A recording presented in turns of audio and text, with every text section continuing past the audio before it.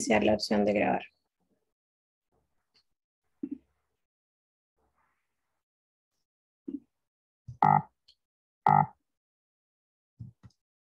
Bueno, buenas tardes. La revisión de tema de hoy corresponde al síndrome de Guillain-Barré, a propósito de los múltiples casos que tuvimos los últimos meses, especialmente el último, que vamos a exponer más adelante, y haciendo un énfasis principalmente en la fisiopatología de la enfermedad para entenderla como un espectro clínico. En cuanto a la hoja de ruta de la presentación, vamos a presentar el caso clínico, definiciones básicas, el enfrentamiento clínico, la fisiopatología y lo nuevo en cuanto a la fisiopatología del Guillain-Barré y el espectro clínico, los diagnósticos diferenciales principales, los dilemas actuales en el tratamiento y para terminar las conclusiones.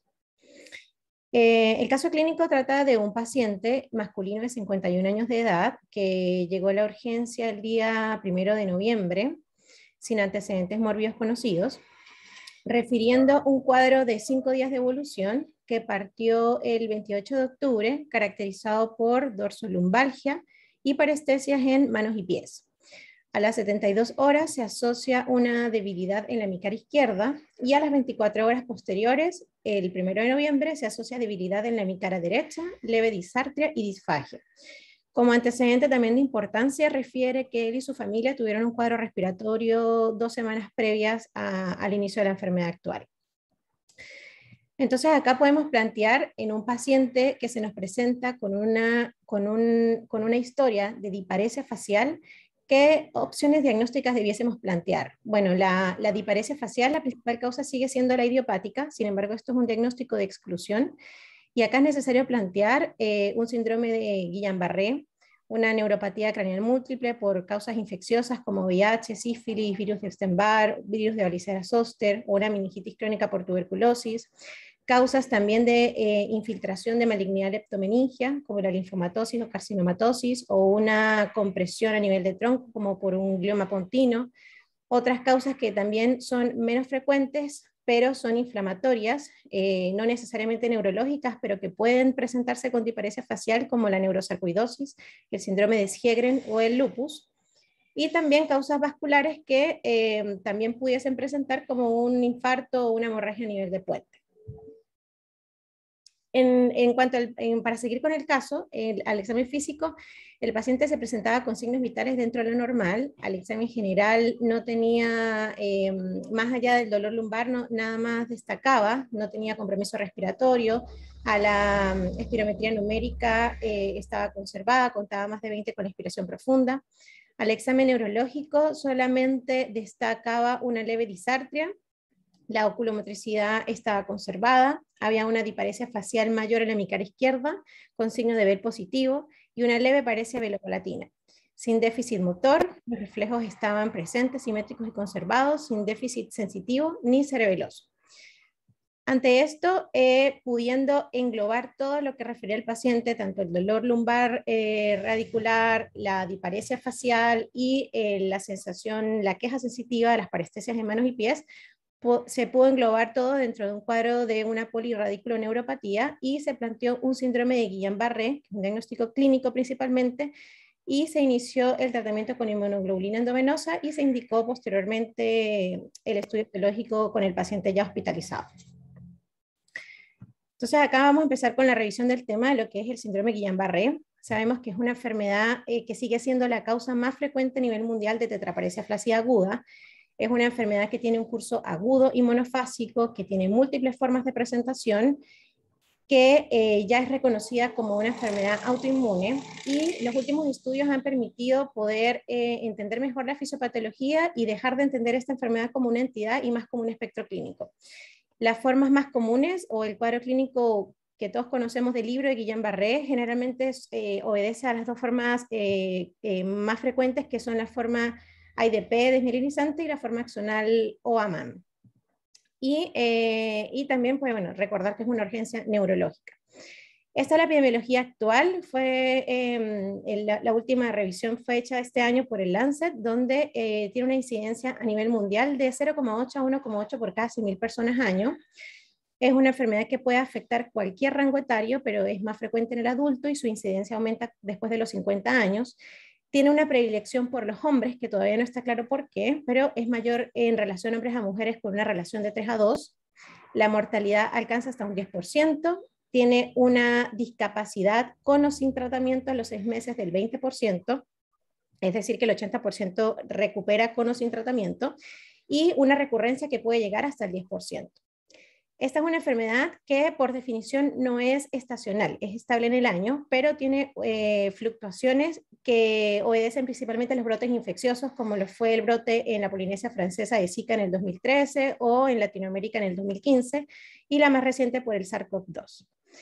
En cuanto a la diferencia epidemiológica, varía según la fisiopatología de la enfermedad o según los subtipos de Guillain-Barré. Por ejemplo, el IDP es más frecuente en Europa y Norteamérica. Este es el cuadro actual de la epidemiología actual de Guillain-Barré. A nivel del mundo, este cuadro principalmente es de IDP.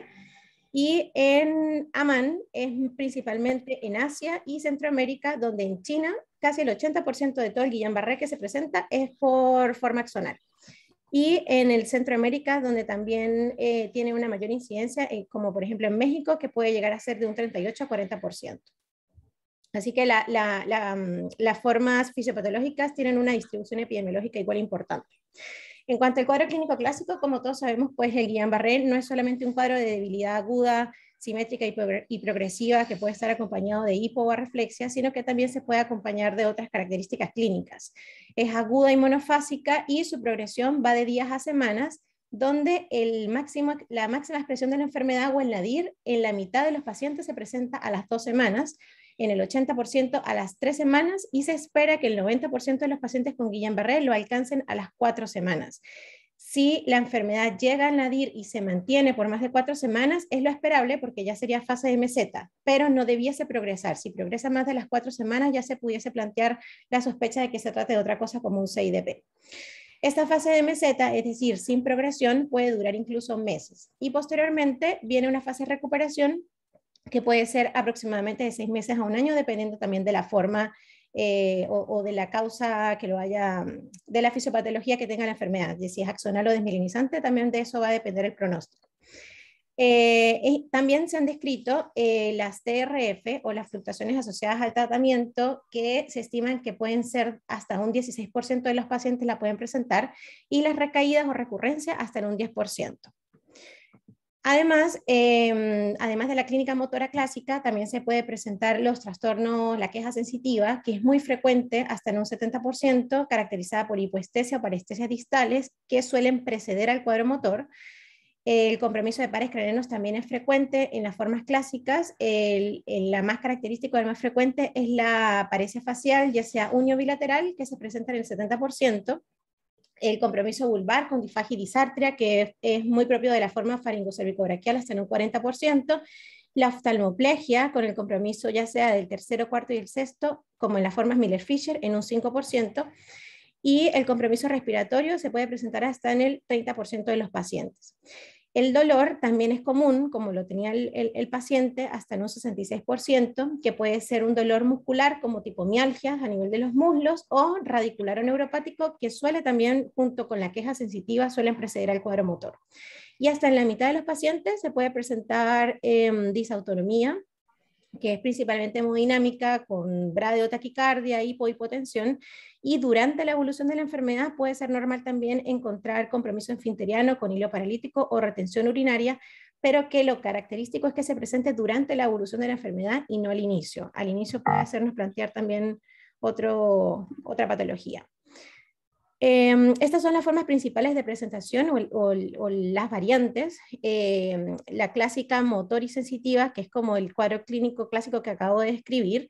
También está descrito el cuadro motor puro, como es propio de la MAM, o un cuadro motor puro que esté limitado a las extremidades inferiores, como lo es la forma paraparética. De hecho, se cree que la forma paraparética es simplemente una MAM que está limitada a las extremidades inferiores. También está la forma faringocervicobraquial, donde hay compromiso vulvar con cefaloparesia y clínica motor y sensitiva solamente en las extremidades superiores.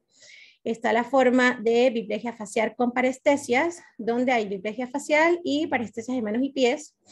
Está la forma también pura sensitiva, que no está claro si realmente es una variante propia de Guillain-Barré o es un síndrome Guillain-Barré clásico al inicio, que no procedió más de la queja sensitiva.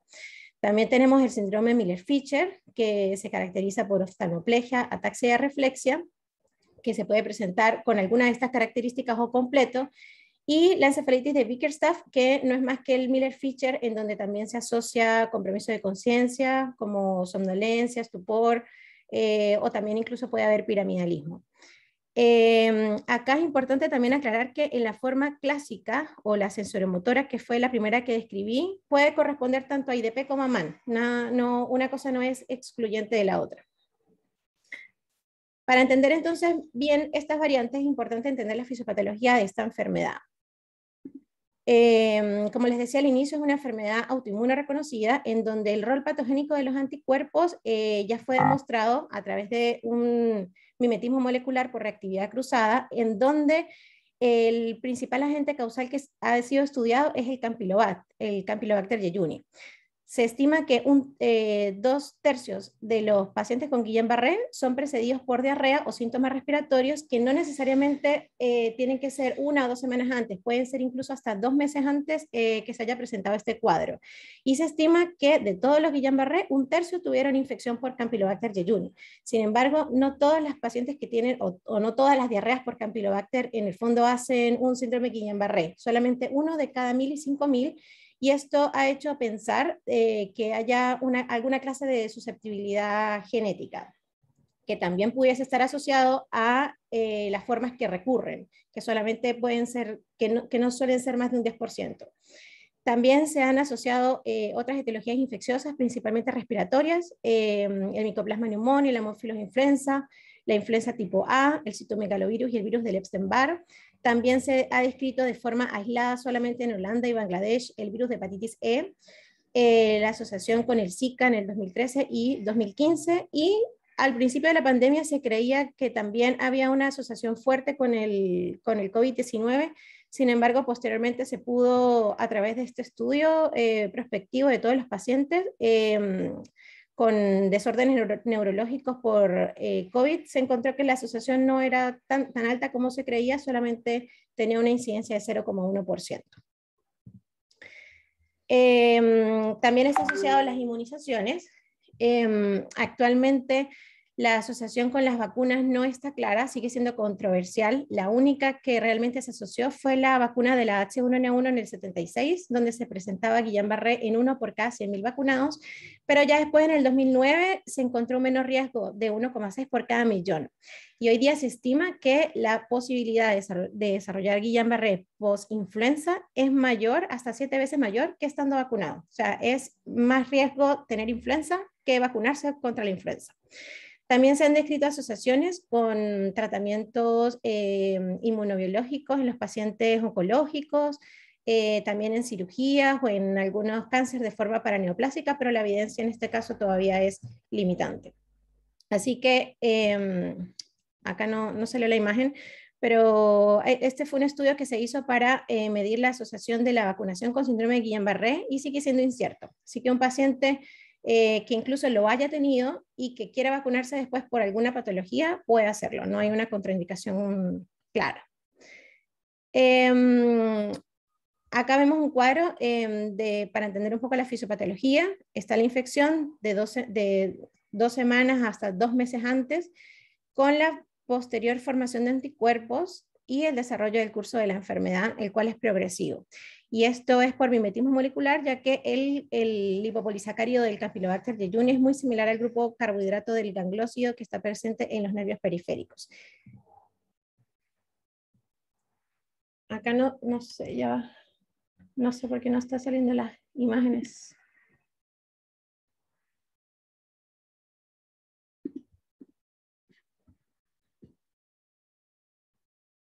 No sé si alguien sabe cómo arreglar esto.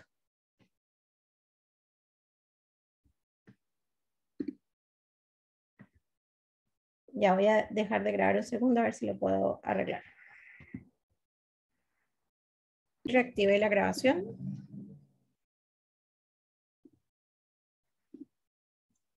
¿Se ve? Sí, ahí sí se ve. Ok, ahí volví a copiar la foto que no sé por qué no se grabó. Esta es una imagen para explicar un poco la fisiopatología de la forma desmielinizante versus la forma axonal.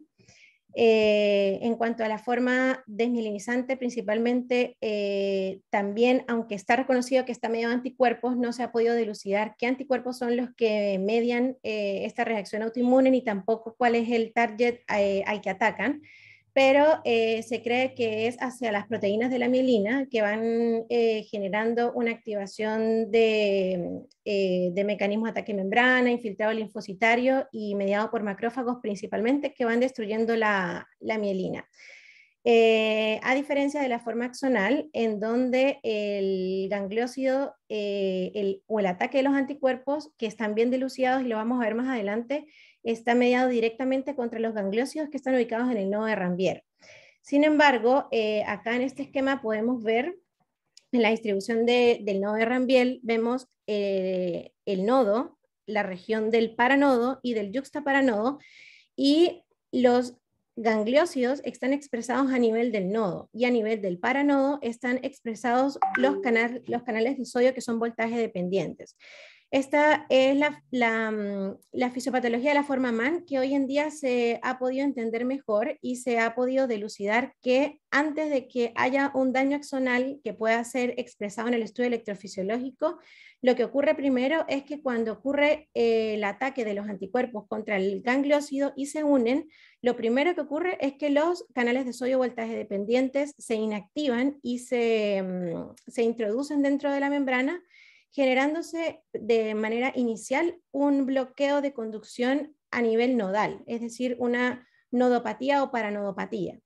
Y esto se puede expresar en el estudio electrofisiológico como un bloqueo de conducción, pero que es de forma transitoria y que aparece antes de que se presente el daño axonal como tal en el nervio. Entonces esto es importante también entenderlo porque hoy en día se ha introducido este concepto de nodopatía o paranodopatía como forma inicial de los pacientes con Guillain-Barré en la forma axonal. Entonces podemos decir que hay un bloqueo de conducción nodal previo al daño axonal en las formas de Guillain-Barré que están mediados por anticuerpos antigangliósidos. Esto permite entender o ordenar fisiopatológicamente la enfermedad como neuropatías con anticuerpo antigangliósido positivo y antigangliósido negativo, o en la forma AMAN y el AIDP. Ambas formas se pueden presentar igual como el síndrome clínico clásico que expliqué al inicio, es decir, una MAN también puede tener compromiso de pares craneales, puede tener dolor, puede tener queja sensitiva, que es el AMSAM, pero eso es menos frecuente y suele ser más severo. También puede tener disautonomía, pero todo eso es raro. Todo eso es mucho más frecuente en la forma desmielinizante. Y acá en este cuadro podemos ver en el estudio electrofisiológico, en la forma axonal, lo que les comentaba, puede haber ya daño axonal, que sería en las formas más avanzadas, o un bloqueo en la conducción nodal, que es transitorio, que es reversible, y que cuando se ofrece un tratamiento a tiempo, el paciente va a tener una recuperación excelente porque no llega a tener un daño axonal. Y acá, como les comentaba, esta es una forma que está mediada principalmente por anticuerpos antigangliósidos, mientras que en la forma desmielinizante todavía no está claro qué tipo de anticuerpo es y a qué antígeno ataca realmente estos anticuerpos. Esto hace que también podamos ordenar dentro de la forma axonal, no solamente la MAN, sino todas aquellas formas de Guillain-Barré que cursan con disrupción nodal, con nodopatía y que están mediados por un ataque anti los gangliósidos del nodo de Ranvier. Acá tenemos, por ejemplo, la forma Miller-Fischer, que está asociada principalmente a los anticuerpos GQ1B, principalmente, pero la forma faringo-cervicobraquial, que está asociada principalmente a la forma GT1A, también el GT1A es muy parecido al GQ1B, y acá se pueden presentar, por ejemplo, síndromes de sobreposición.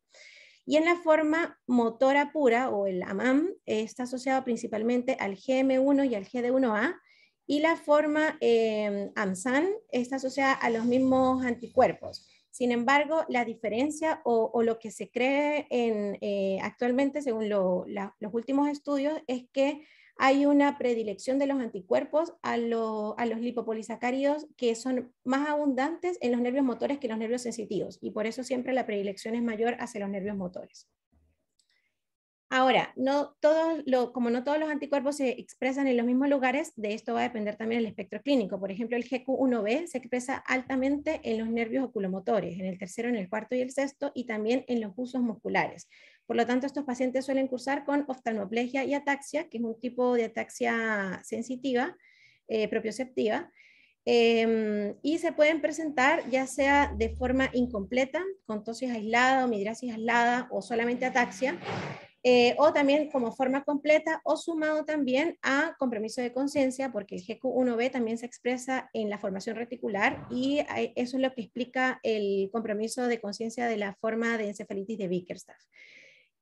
Por lo general, el síndrome Miller-Fisher suele tener buen pronóstico incluso sin tratamiento.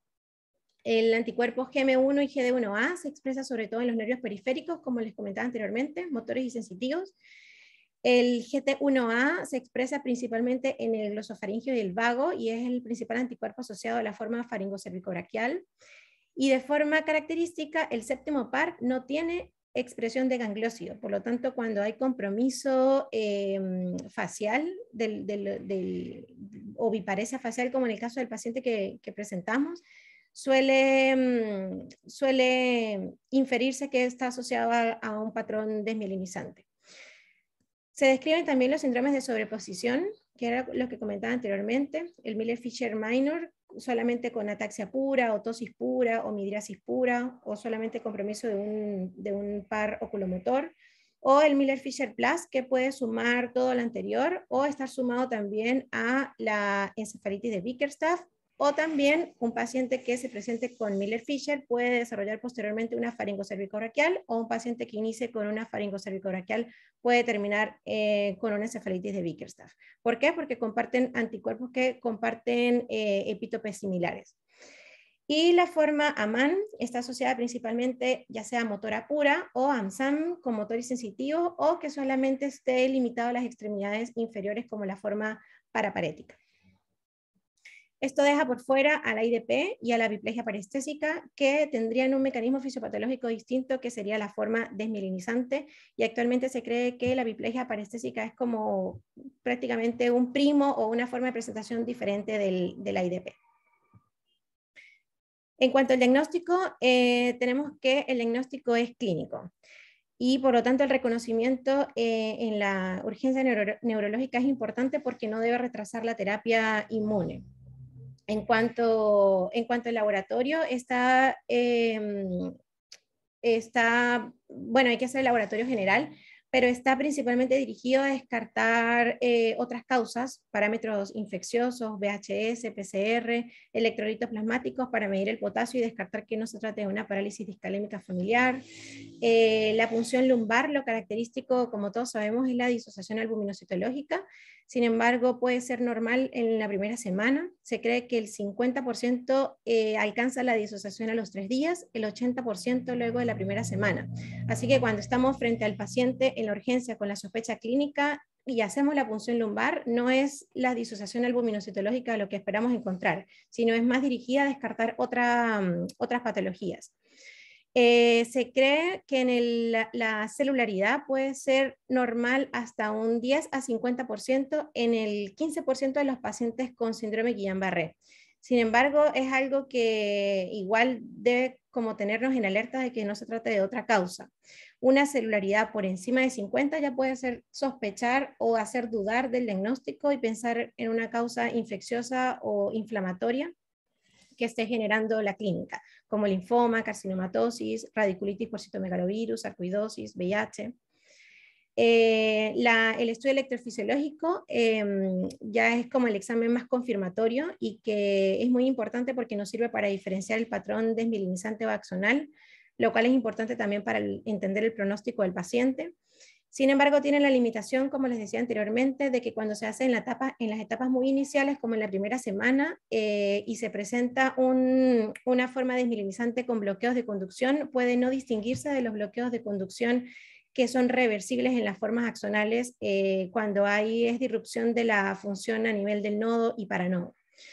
Y también es muy importante repetirla, hacerla a la semana y hacerla a las 3 y 8 semanas, porque muchos pacientes son posteriormente también reclasificados.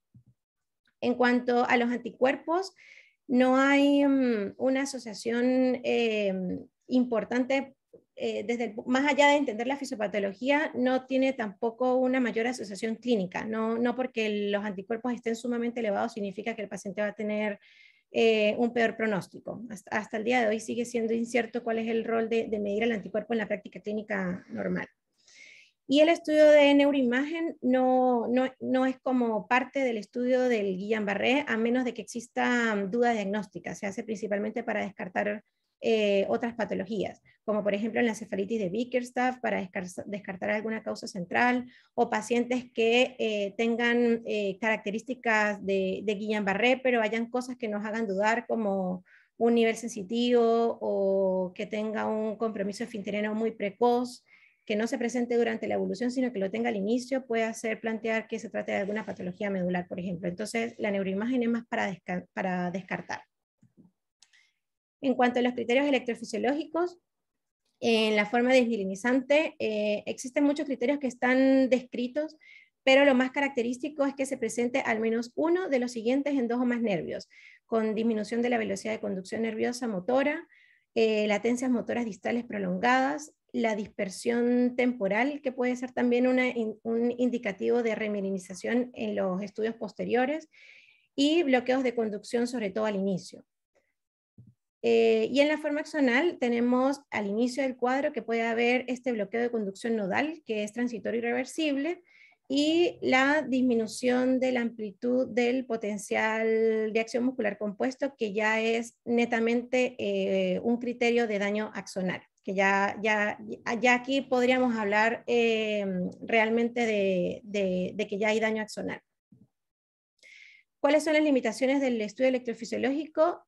Como les decía, que hacerlo de forma muy precoz puede ser normal, aunque el paciente tenga toda la clínica, puede ser normal, que los criterios actuales tampoco permiten diferenciar en agudo la variante axonal que se presenta con bloqueo de conducción reversible o la forma desmielinizante que se presenta con bloqueos de conducción, y por lo tanto entra en importancia la repetición del estudio a las 3 y 8 semanas posteriores. Y también que tiene poca utilidad en aquellas variantes en donde no suele haber compromiso motor, como en el Miller-Fisher o en la hemiplegia parestésica, que puede ser perfectamente normal. Ahora, volviendo al paciente que se expuso, el laboratorio general estaba todo dentro de lo normal, los electrolitos en rango, la vitamina B12 dentro de lo normal, VH y VDR no reactivo, el perfil reumatológico negativo. Se le hizo un TAC de cerebro sin contraste que estaba dentro de lo normal. La punción lumbar él ingresó el día domingo, se hizo el día lunes con 5 días de evolución desde el inicio de los síntomas, que mostraba 0 células con proteínas en 286, con gran y panel viral negativo.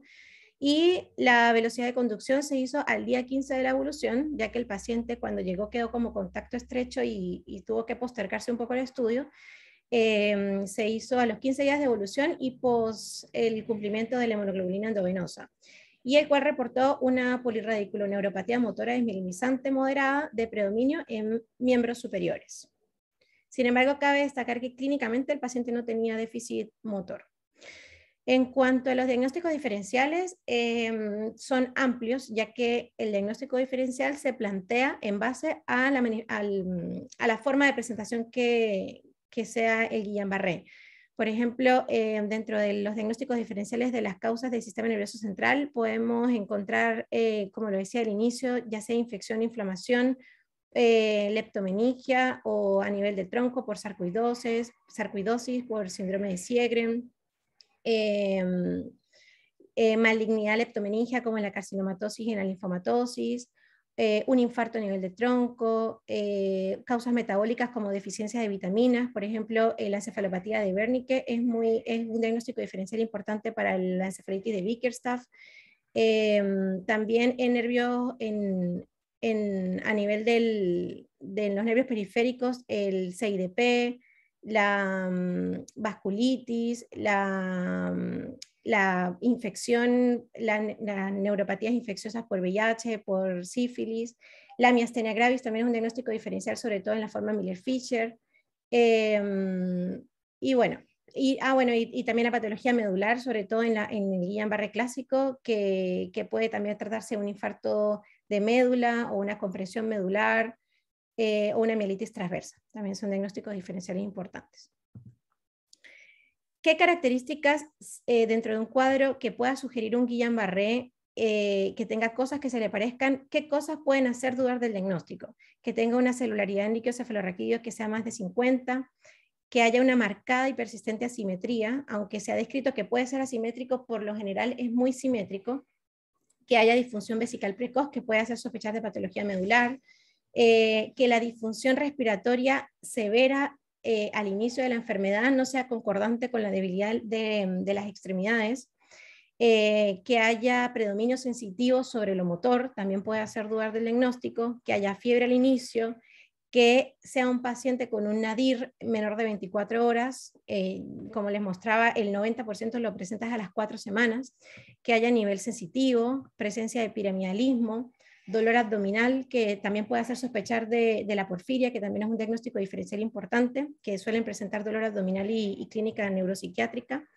que la progresión de la enfermedad sea más de 4 semanas, también puede hacer sospechar de un CIDP de inicio precoz, y la alteración de conciencia, que habría que descartar causas de patología central. En cuanto al tratamiento,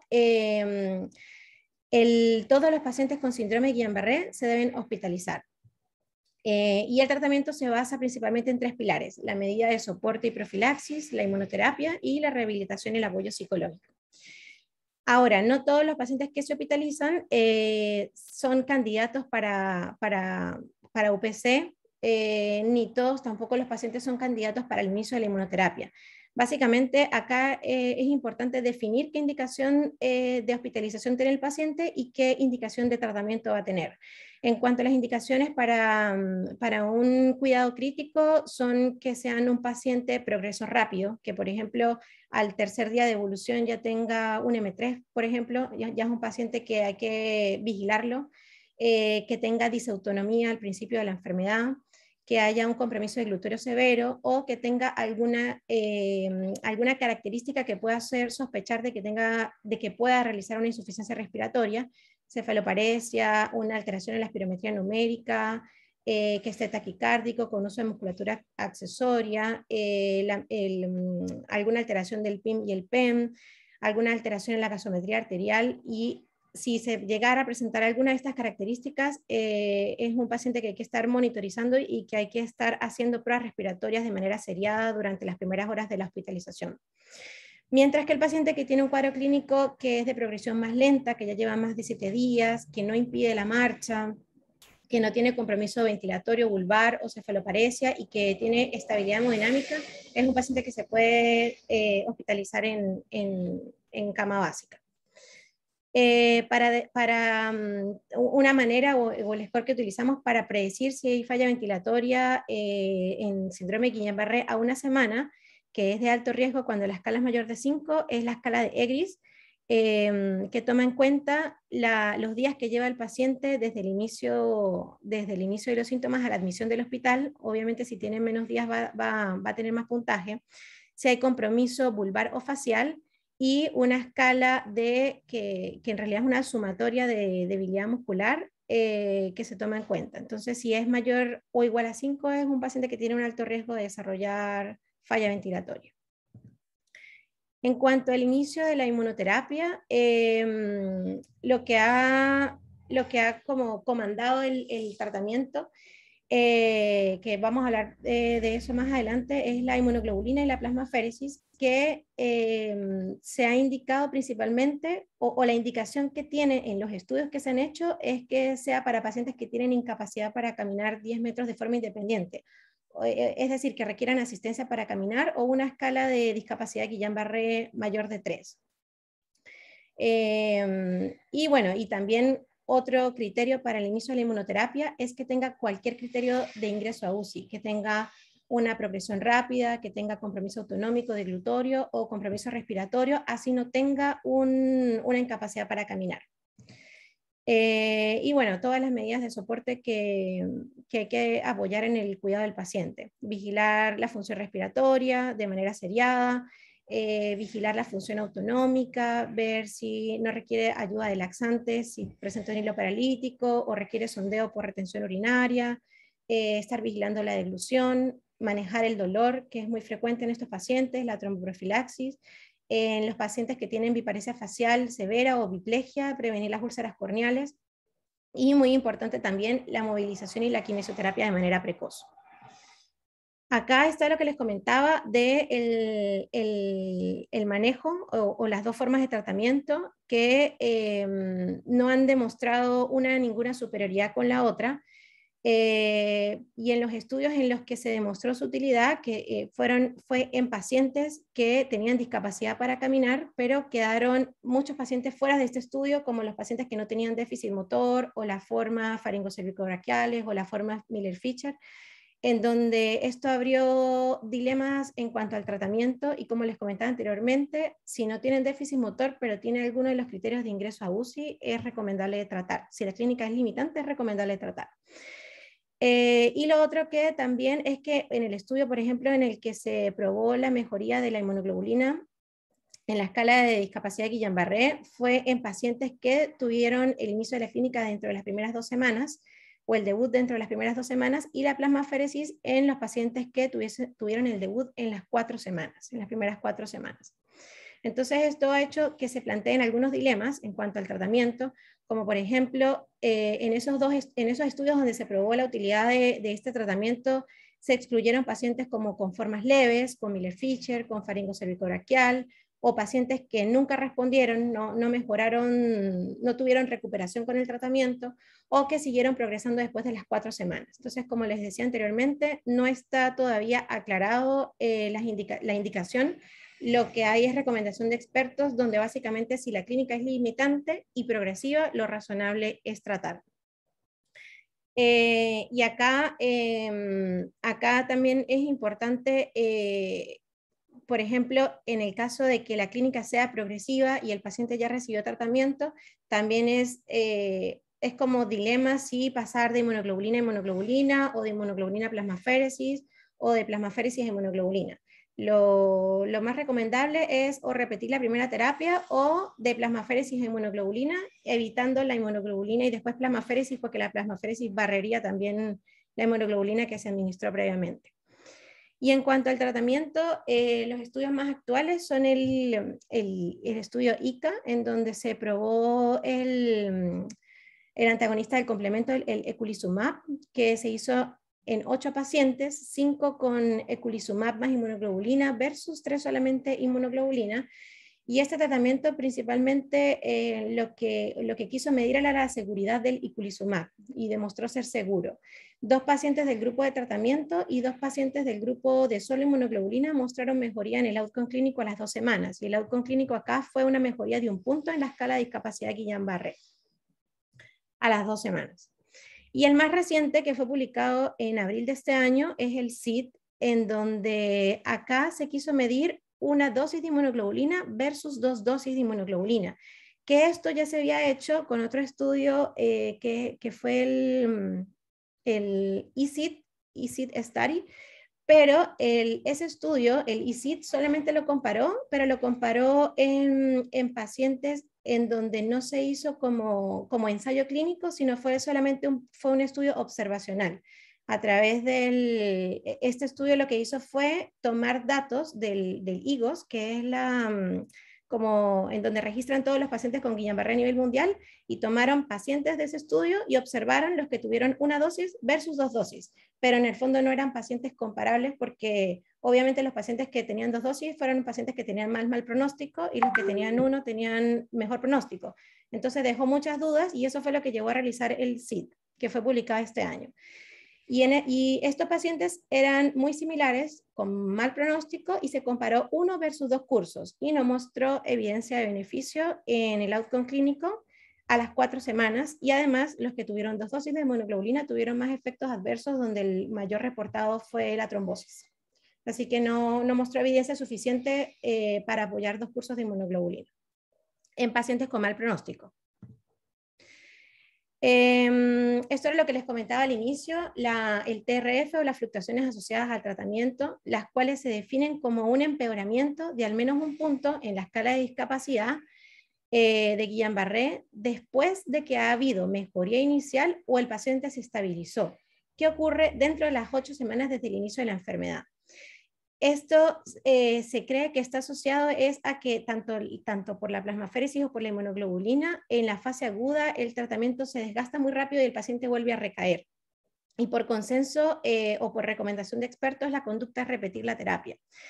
Sin embargo, cuando ya se ha repetido la terapia más de 3 veces, el paciente tiene recurrencia más de 3 veces o una de estas recurrencias es después de las 4 semanas desde el inicio de los síntomas, ya es para plantear que se trate de un CIDP. En cuanto a la evolución y pronóstico, como les decía al inicio de la presentación, el 20% de los pacientes quedan con discapacidad para caminar a los 6 meses, con o sin tratamiento. La escala que generalmente utilizamos para evaluar el pronóstico es la escala de EGOS, que se hace al inicio, desde el momento que el paciente entra en la admisión y a los 7 días. Y básicamente es para medir la probabilidad de que el paciente va a caminar de forma independiente al primer, al tercer mes y al sexto mes de seguimiento. Y básicamente lo que toma en cuenta es la edad, el antecedente de diarrea y la severidad de la debilidad muscular. ¿Cuáles son los marcadores de mala evolución que tenga el paciente? Que sea mayor de 15 años, de 50 años, que tenga una progresión muy rápida, menor de 7 días, que haya llegado a la necesidad de requerir ventilación mecánica, que la escala de discapacidad sea mayor a 3 puntos a los 6 meses y que tenga una escala de EGOS mayor de 5 puntos a los 4 días. En cuanto a nuestro paciente, ¿cómo evolucionó? Se cumplió un ciclo de inmunoglobulina endovenosa en 5 días, su displasia facial fue en mejoría, se dio de alta sin disfagia, sin disartria, sin dolor lumbar ni parestesias y con full rehabilitación. Y para terminar, como conclusiones, tenemos que el síndrome Guillain-Barré es una urgencia de diagnóstico clínico, autoinmune, que puede tener múltiples formas de presentación, que es importante reconocerlas para evitar el retraso en el tratamiento y que actualmente dentro de las características o dentro de los criterios clínicos de la enfermedad hay que tener en cuenta no solamente el cuadro clínico clásico, sino las múltiples formas en las que se puede presentar. Las 2 formas más comunes siguen siendo el IDP y el AMAM, y la repetición del estudio electrofisiológico que se puede hacer al inicio del cuadro, a las 3 semanas y a las 8 semanas, que sería lo ideal, puede ayudar muchas veces a reclasificar estos pacientes. Y todavía existe dilema en el tratamiento, sin embargo, como les comentaba, la recomendación sigue siendo de que si el paciente presenta, no tiene déficit motor, pero tiene una clínica limitante o progresiva, lo razonable es volver a tratar. Y con eso, bueno, terminamos.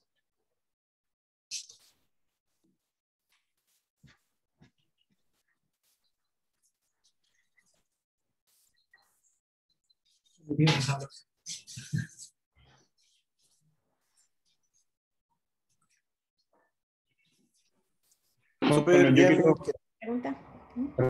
Muy completo, bastante completo, pero me gustó, está bien ordenadito, usaste bien las figuras, explicaste un concepto, o sea, algunos conceptos que igual son más nuevos y más complejos, sobre todo el tema de las nomopatías y la fisiopatología, que puede ser bastante compleja, y un tema ya para una reunión en sí mismo.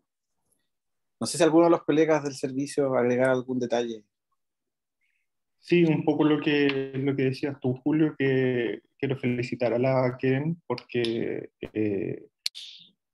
ya hemos escuchado siempre como temas obligados de los pecados de primero presentar Guillain-Barré, pero ella le supo dar un enfoque un poco distinto e incorporar este concepto de nodopatía, que es un concepto que ya no es es relativamente nuevo, 5 años, 6 años atrás,